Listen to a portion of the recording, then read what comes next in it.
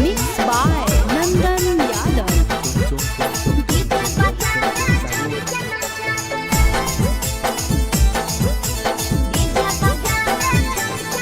आगे कथी के बिजनेस करो पहुनवा हमरा बतावेंगे। कथी के बिजनेस करो पहुनवा हमरा बतावेंगे। छोड़ी तो हमरा बतावेंगे। हेरे हमर बनवा डीजे बजावे छड़ी के नचावे।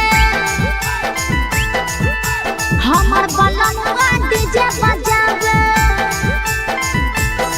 आगे कथी के बिजनेस करो बलमुआ हमरा बतावेंगे। छोड़ी तो हमरा बतावेंगे। हेरे हमर बनवा डीजे बजावे छड़ी के नचावे।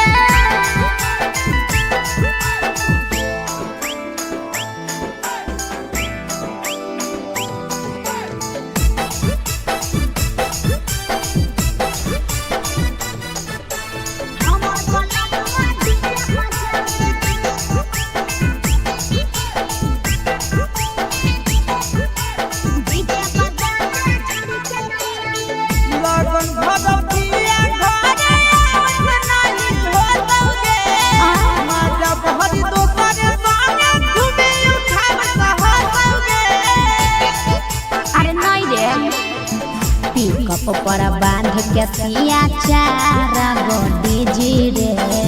भर लगन रहो है छाड़ा बड़ी बीजी रे।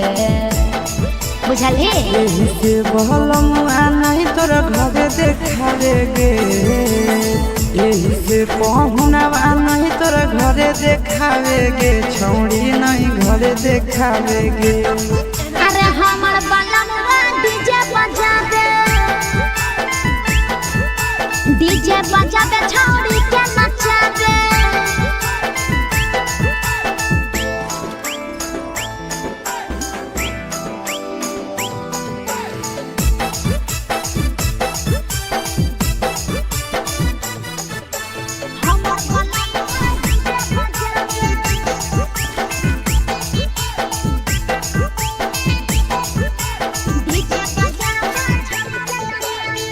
लाल पियर हरियर खूबे जरता लइटा लगे।